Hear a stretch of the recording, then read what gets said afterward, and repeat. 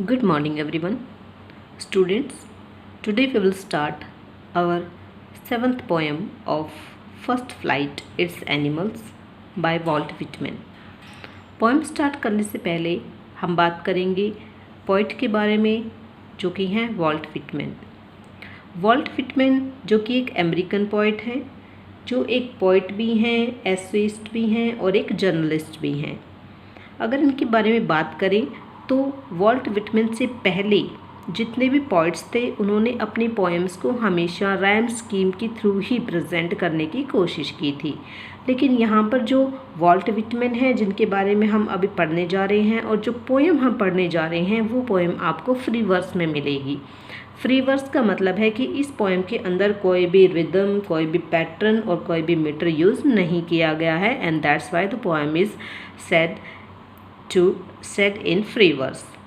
तो free verse का जो पैटर्न है इसको स्टार्ट करने वाले कौन है? वॉल्ट विटमैन है, and that's why he is called the father of free verse. तो चलिए स्टूडेंट बात करते हैं central idea of the poem, that what is the central idea of the poem. In the poem Animals, the poet Walt Whitman praises animals for being better than human beings and for possessing all such qualities that humans lack or have forgotten. Animals जो poem है इसमें Walt Whitman animals को human being से better समझते हैं और इसी वजह से वो उनकी प्रेज भी करते हैं। और कुछ ऐसी क्वालिटीज़ हैं, कुछ ऐसे वर्चूज़ हैं जो कि ह्यूमन बींग्स के अंदर नहीं हैं, शायद वो उनको भूल चुके हैं, उनको लैक कर रहे हैं और इसी वजह से वो उन वर्चूज़ को, उन क्वालिटीज़ को ह्यूमन बींग्स के बजाय एनिमल्स के अंदर पाते हैं। Those qualities are calmness, the lack of greed and the ability to stay happy and contained among others. वो जो क्वालिटीज़ हैं जो कि ह्यूमन बींग्स आजकल फॉरगॉट करते जा रहे हैं, भूलते जा रहे हैं या लैक कर रहे हैं, वो क्वालिटीज़ हैं calmness, lack of greed, ability to stay happy and contented among others. एक संतुष्टि की जो भावना होती है, जो एक कामनेस होती है, शांतपन जो एक होता है, और जो लैक ऑफ ग्रीड होता है, इट मीन्स निस्वार्थ जो भावना होती है और हर कंडीशन में अपने आप को हैप्पी रखना और हर कंडीशन में हैप्पी फील करना, ये जो क्वालिटीज़ हैं ये एनिमल्स के अंदर कौन पाते हैं? वॉल्ट विटमैन पाते हैं।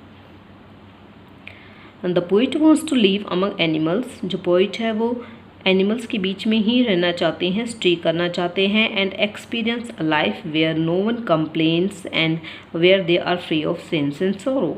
तो जो पोइट है वो एनिमल्स के बीच में रहना चाहता है क्योंकि वो किसी भी चीज़ के बारे में कंप्लेन नहीं करते हैं, वो हर मिसडीड से फ्री हैं और हर दुख से भी फ्री हैं, and that's why the poet wants to stay with animals instead of human beings. The most important theme of the poem is not to praise how good animals are. जो poem है इसकी main theme ये नहीं है कि जो animals हैं वो ह्यूमन बींग से बहुत ज़्यादा अच्छे हैं, but to compare humans with them in order to highlight the flaws of the nature. बल्कि जो उनका नेचर है, उनकी जो प्रकृति है, उसमें किस तरह से वो अपने आप को एडजस्ट कर रहे हैं, किस तरह से वो उन क्वालिटीज़ को गेन करते जा रहे हैं जिनको ह्यूमन बींग्स फॉरगेट कर चुके हैं, वो जो प्रेजेंटेशन है वो यहाँ पर वो वॉल्ट विटमैन देना चाहते हैं ताकि ह्यूमन बींग्स जो हैं उनसे एक सबक ले सकें और अपनी जो क्वालिटीज़ हैं उनको रीगैदर कर सकें। The poet believes that probably a very long time ago humans possessed all these qualities mentioned above. जो क्वालिटीज़ यहाँ पर मेंशन की गई हैं, जो कामनेस है, जो लैक ऑफ ग्रीड है, ability to stay happy and content among others, ये सभी क्वालिटीज़ पहले ह्यूमन बींग्स के अंदर पाई जाती थी, and still human beings are forgetting them, and that's why यहाँ पर जो है पॉइंट कहता है कि शायद कुछ एग्जाम्पल दे के ह्यूमन बींग्स को फिर से इन क्वालिटीज़ को गेन करने के लिए एक आइडिया दिया जा सके जो कि वो अभी भूल चुके हैं या लॉस्ट कर चुके हैं। तो जो क्वालिटीज़ पहले ह्यूमन बींग्स के अंदर थी आजकल वो वॉल्ट विटमैन को एनिमल्स के अंदर देखने को मिलती हैं। So this is the central idea of the poem, and now we will start the first stanza of this poem. Firstly the pink box. The poet tells us that he feels more at home with animals than humans. जो poet है वो हमें बताता है कि वो बहुत ज़्यादा कंफर्टेबल फील करता है एनिमल्स के साथ इंस्टेड ऑफ ह्यूमन्स। ह्यूमन्स को he finds complicated and false. वो ह्यूमन बींग्स जिनको वो बहुत ज़्यादा कॉम्प्लिकेटेड पाता है, जटिल पाता है, एंड फॉल्स पाता है, झूठा पाता है, जो कि झूठ और मक्कारी से भरे हुए हैं। तो इनके कंपैरिजन में जो एनिमल्स हैं वो पोइट को बेटर लगते हैं और वॉल्ट विटमैन जो है अपना कुछ समय उनके साथ बिताना चाहता है। So we will start the first stanza. I think I could turn and live with animals. I refers to the poet, it's Walt Whitman. जो वॉल्ट विटमैन है, जो पोइट है, वो कहते हैं कि मैं सोचता हूँ कि मैं मुड़ूँ और मैं एनिमल्स के साथ रहूँ। They are so placid and self contained. They refers to the animals. यहाँ पर एनिमल्स की जो क्वालिटीज़ हैं वो बता रहे हैं कि किस तरह से जो एनिमल्स हैं वो प्लेसेड भी हैं एंड सेल्फ कंटेन्ड भी हैं, and that's why the poet wants to live with them. They are so placid and self contained. जो एनिमल्स हैं वो बहुत ज़्यादा क्वाइट हैं, काम हैं, शांत हैं, एंड सेल्फ कंटेन्ड हैं, और उनका सेल्फ यानी कि अपने ऊपर कंट्रोल भी है, नियंत्रण भी है। I stand and look at them long and long. Maybe the poet is in the forested area and that's why he is standing at one place and he is staring the animals for a long time. So he says that I stand and look at them. मैं खड़ा होता हूँ and उनकी तरफ एक लंबे समय तक देखता रहता हूँ। They do not sweat and whine about their condition. They refers to the animals. यहाँ पर जो पोइट है बात करते हैं कि एनिमल्स के अंदर कौन कौन सी क्वालिटीज़ हैं जिसकी वजह से वो बहुत ज़्यादा इंस्पायर होते हैं और उनकी प्रेज़ करते हैं। तो यहाँ पर जो पोइट है वो कहते हैं कि जो एनिमल्स हैं वो कभी भी, स्वेट यहाँ पर हम यूज़ कर रहे हैं हार्ड वर्क के लिए। हार्ड वर्क ह्यूमन बींग्स भी करते हैं, एनिमल्स भी करते हैं। चाहे आप किसी एंट को देख लीजिए, चींटी को देख लीजिए, जो अपने फूड को गैदर करने के लिए बहुत ज़्यादा हार्ड वर्क करती है। एक चीनी का दाना वो उठाती है और जब तक उसको अपने बिल में नहीं ले जाती है वो हार्ड वर्क करना बिल्कुल भी नहीं छोड़ती है। तो उसी तरह से जो ह्यूमन बींग्स है वो भी हार्ड वर्क करते हैं, उनको स्वेटिंग भी होती है, लेकिन वो क्या करते हैं, वो कंप्लेंट करना स्टार्ट कर देते हैं, ओहो कितनी गर्मी है, आज मैंने बहुत ज़्यादा हार्ड वर्क किया है। लेकिन क्या आपने कभी एनिमल्स को कंप्लेंट करते हुए देखा है? नो, हमने कभी भी नहीं देखा है। So the poet is very much impressed by the behavior and their conditions that they are having, or the virtues or qualities that the animals are having. They do not sweat and whine. वो कभी भी अपने hard work को लेकर और अपनी conditions को लेकर वाइन नहीं करते हैं, कंप्लेन नहीं करते हैं, रोते धोते नहीं हैं। They do not lie awake in the dark. It's the human nature.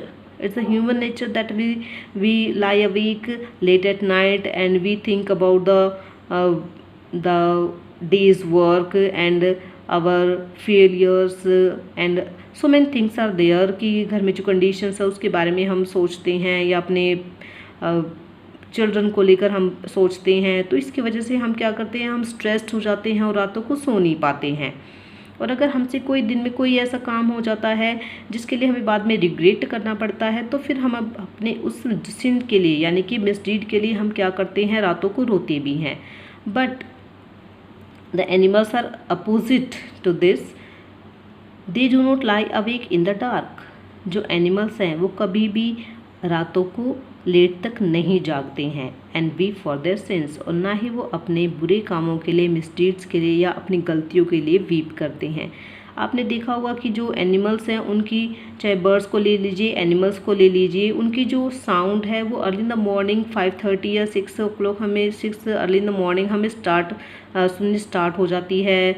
Birds की चर्पिंग है वो हमें सुनाई देनी शुरू हो जाती है, लेकिन इन द इवनिंग वो बिल्कुल फेंटर होती चली जाती है और रात में सब कुछ शांत हो जाता है। लेकिन ह्यूमन बींग्स का ऐसा नहीं है, वो अपनी कंडीशंस को लेकर रातों को जागते भी रहते हैं, वीप भी करते हैं, लेकिन ऐसा एनिमल्स के वर्ल्ड में नहीं होता है। तो ना ही वो रातों को जागते हैं और ना ही अपने बुरे कामों के लिए वो क्या करते हैं, रोते हैं। They do not make me sick discussing their duty to God. God के प्रति जो ड्यूटी है, गॉड ने सबको ड्यूटी दी है, हम सबको अपना काम करना पड़ता है, लेकिन ह्यूमन बींग्स क्या करते हैं, वो अपनी ड्यूटीज़ को लेकर बहुत ज़्यादा परेशान रहते हैं, उनके बारे में डिस्कस करते हैं कि आज मुझे मंदिर जाना है, आज मुझे चर्च में जाना है, आज मुझे पर्टिकुलर सत्संग करना है, या आज मुझे कहीं किसी होली प्लेस पे जाना है। तो इस तरह से एनिमल्स कभी भी नहीं करते हैं। They do not make me sick discussing their duty to God. भगवान के प्रति जो उनकी ड्यूटी है उसको लेकर जो एनिमल्स हैं वो कभी भी मुझे यानी कि वॉल्ट विटमैन को पोएट को परेशान नहीं करते हैं, उनको कभी फेडअप नहीं करते हैं। Not one is dissatisfied. Animals के वर्ल्ड में कोई भी डिससेटिस्फाइड नहीं है, यानी कि सभी सेटिस्फाइड हैं। लेकिन ह्यूमन बींग्स में क्या है, सभी सेटिस्फाइड नहीं हैं। उनकी जो विशेज़ हैं, जो उनकी डिज़ायर्स हैं, वो हमेशा बढ़ती ही जाती हैं कि अगर मेरे पास स्विफ्ट डिज़ायर है तो मेरे पास क्रेटा होनी चाहिए, या मेरे पास कोई और गाड़ी होनी चाहिए। इस तरह से जो विशेज़ हैं वो बढ़ती रहती हैं। Whether it's the wish of any car, home और money etcetera, whatever things are. तो एनिमल का जो वर्ल्ड है उसमें कोई भी डिससेटिस्फाइड नहीं है, सभी वहाँ पर सेटिस्फाइड हैं। Note one is demented with. Demented with का मतलब होता है अफेक्टेड विद, यानी कि प्रभावित होना। द मैनिया मीन्स मैडनेस, पागलपन of ऑनिंग things. ऑनिंग things means the materialistic things. उनको जो ऑन करते हैं, हम पोजेस करते हैं उन चीज़ों को लेकर। तो एनिमल्स के वर्ल्ड में कोई भी मेटेरियलिस्टिक थिंग्स को लेकर उनको इकट्ठा करने का जो मैनिया है, जो पागलपन है, जो जुनून है, जो पैशन है, उसको लेकर कोई भी इफेक्टेड नहीं है। क्योंकि ये सारे जो काम हैं वो कौन करते हैं, वो ह्यूमन बींग्स करते हैं। क्योंकि उनकी जो विशेज़ हैं वो कभी भी फुलफ़िल नहीं होती हैं, उनकी विशेज़ जो है हमेशा बढ़ती रहती हैं, और वो हमेशा कुछ और पाने की इच्छा करते रहते हैं। और इसी वजह से क्या होता है, वो जो वर्ल्डली थिंग्स होती हैं, जो मेटलिस्टिक थिंग्स होती हैं, उनको हमेशा पोजेस करने की कोशिश करते हैं, और बाद में वो उनका एक पैशन बन जाता है, उनका एक मैनिया बन जाता है, एक मैडनेस बन जाती है, जिससे वो हमेशा अफेक्टेड रहते हैं। लेकिन एनिमल्स में ऐसा नहीं है। वो आज के दिन जो उन्होंने किया उसे सेटिस्फाई हो जाते हैं, वो फ्यूचर को लेकर कभी भी इनसिक्योर फील नहीं करते हैं। So students, we will stop here, and tomorrow we will discuss the next stanzas of this poem. I hope you are getting the points of the poem, and if you have any difficulty, you can contact me or you can send me messages on my personal number. Thank you.